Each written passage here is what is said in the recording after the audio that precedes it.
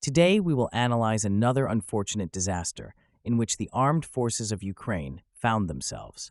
Russian troops continue their tactics of encircling the enemy, a tactic that has been very effective for them so far. As we can see on the map, from the beginning to the end of January, Russian forces made significant progress along the western front line between Kurakhove and Pokrovsk, leaving this pocket between the settlement of Konstantinopel and Dashne. Despite the initiation of high-level peace talks between Russia and the United States, the conflict in Ukraine continues unabated. In mid-February 2025, US and Russia commenced discussions in Riyadh, Saudi Arabia, aiming to negotiate an end to the war.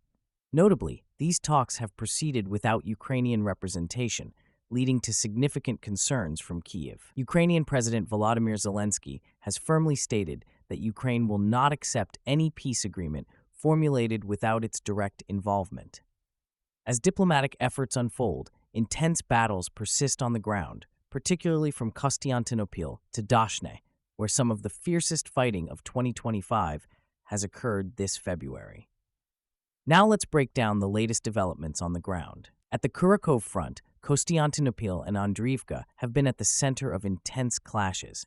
Russian forces launched offensives in early February, making steady progress.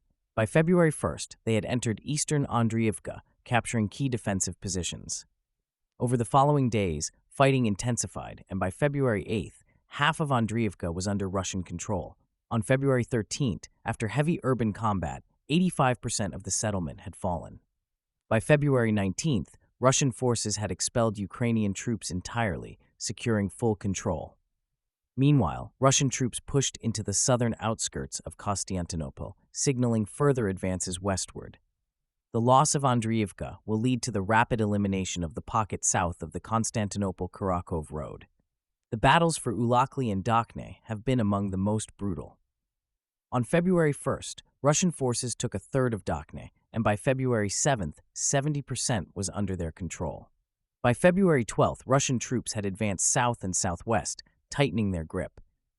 Ukrainian defenders struggled to hold their positions, and by February 18th, the entire area between Ulakli and Dashne had fallen to Russian control. On February 19th, Russian troops completed clearing operations in both settlements, raising their flags over Ulakli. The broader Kurakhove front has seen intense Russian offensives. Russian troops have steadily expanded their control. From February 19th to 24th, Russian forces completely cleared out this pocket from Dashne to Ulakli.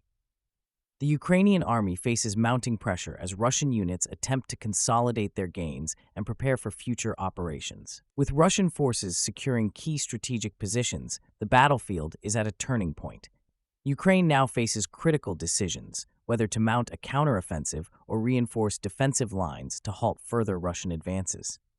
As supply lines tighten and manpower strains grow, Kyiv will likely rely on new Western aid packages and strategic repositioning to hold the line.